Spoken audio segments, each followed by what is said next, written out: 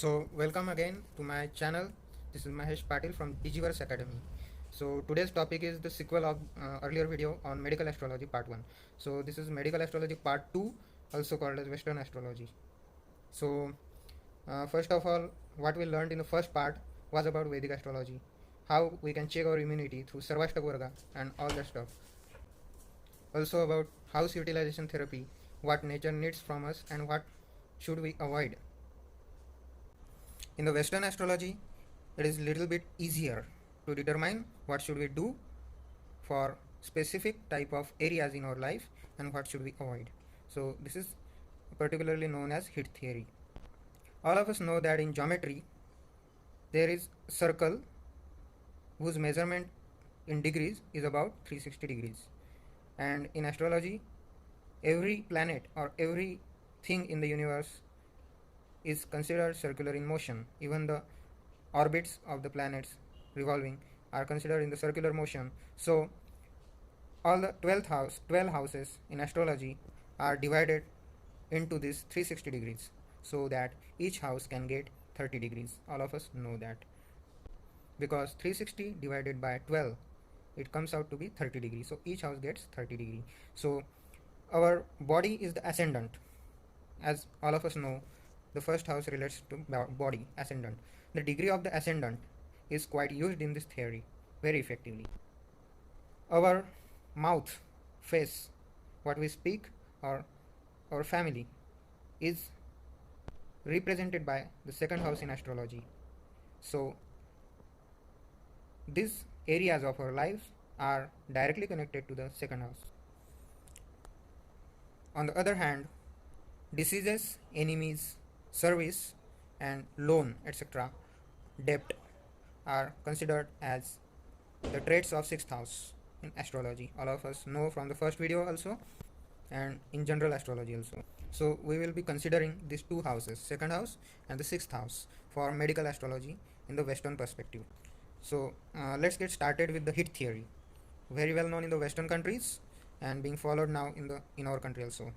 So heat theory is all about aspects dependent on the degrees of the planets. Means those planets having closer degrees to the ascendant degree are considered mostly in the heat theory, except 45 degree. So it is another thing which irritates that area of life on which those planets give 45-degree aspect. So that's another thing, but mostly the planets which are closer to the ascendant degrees are considered mostly in medical astrology also. In Western astrology or in the heat theory, we consider planets giving 120-degree and 60-degree aspects as good or favorable for those areas of life with which the house is associated and aspected by those planets. For example, we are considering here second house and sixth house. So planets giving their fifth house aspect or third house aspect means the planet sitting in fourth house will give third aspect on the sixth house, and the planet sitting on the in the 12th house will give third aspect on the second house. Those are favorable. Also the planets with 120 degree means the planet sitting in the 10th house, with condition that the degrees must be closer to the ascendant degrees. So the planets sitting in 10th house are throwing 120-degree aspect fifth from itself to the second house, and the planets itself in the second house are giving great aspect, means 120-degree aspect fifth from itself in the sixth house. So these planets are favorable for your health and your food intake. Let's get easy with this.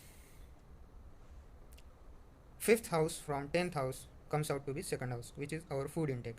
So what the planet sits in your 10th house, the things related to that planet are considered good for eating, for taking, including in your food items. So many times we say that we take healthy food, we eat fruits, we eat green vegetables, etc. But even then we don't find that perfection in our health. Why is it so? That happens because maybe Mercury is hitting bad on the second house from 11th house or 8th house, because already we discussed that 90-degree aspect and 180-degree aspect, I think not discussed, but 90-degree and 180-degree aspects are two aspects which are considered bad in Western astrology. So the planet throwing 90-degree aspect on any house is bad for that house only. The planet having 180-degree aspect means the planet sitting face to face that house is bad for that house. For example, any planet sitting in the 8th house at the bottom, aspects on the second house is bad for second house actually. So if your Mercury is in 11th house or 8th house, then you should avoid green vegetables. If your Venus is deposited in your 11th house or 8th house, you should avoid filtered water because filtered water is one of the things of Venus. On the contrary, if these one of these planets are sitting in 12th house or 10th house, then you should eat those things. Let's be specific with the planets. If Sun is deposited in your 10th house, it is considered excellent, big bala. Why is it so? Most of us eat chapatis made by wheat flour daily in our life. If your Sun is deposited in 10th house or 12th house, either 60-degree aspect from 12th house or 120-degree aspect from 10th house falls on your second house, which is the house what we eat. So those chapatis are actually a bliss to you. Then let's talk about moon. Moon represents liquid items like milk. So if you drink a milk or like to drink juices and your moon is sitting in 10th house or 12th house, it is good for your health to drink that milk or liquid juice, etc. So what about Mars? Mars means chilies, the red chilies actually favorable for you if your Mars is deposited in 10th house or 12th house. It is generally considered good also. Then Mercury, as we have discussed, represents green vegetables.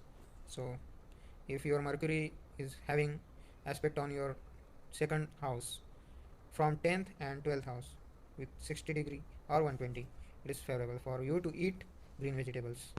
Also Venus has been discussed, so let's get to the Saturn.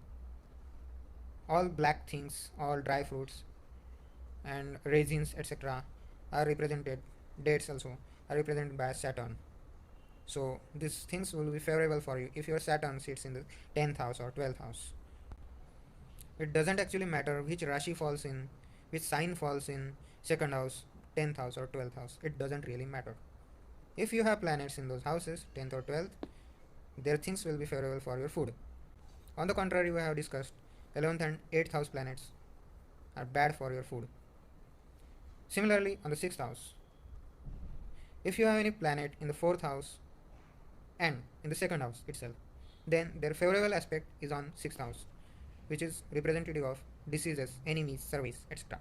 So these planets will always help you with their significators in your job, in getting free of debts, in tackling the enemies, etc., and tackling the diseases also.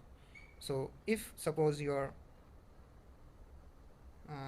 Saturn is deposited in 4th house and his third aspect is on 6th house, then the things related to Saturn will actually help you in your job. Like politicians may help you in your job, or servants, there may be many servants working for you. Similarly, if Venus is there in the 4th house, you will get a vehicle at your job, helping you travel everywhere required for your job work, daily work. If your second house contains any planet, then the things of that planet will help you at your job in tackling your enemies and getting rid of diseases. That's the secret behind Western astrology for the use of medical astrology. And generally, the planets sitting in 12th house and 3rd house are bad for your job, are bad for your diseases, and are bad for your, are actually acting like enemies for you. That's why 3rd and 12th house are also considered as dushtanas, because these planets throw their 180-degree aspect from 2nd house or 90-degree aspect from the 3rd house to the 6th house, which is very significant for your finance, your health, because it is significant of diseases, service. So that's all for now on the eve of New Year. Hope you will get a happy, healthy and prosperous New Year ahead. Thank you very much.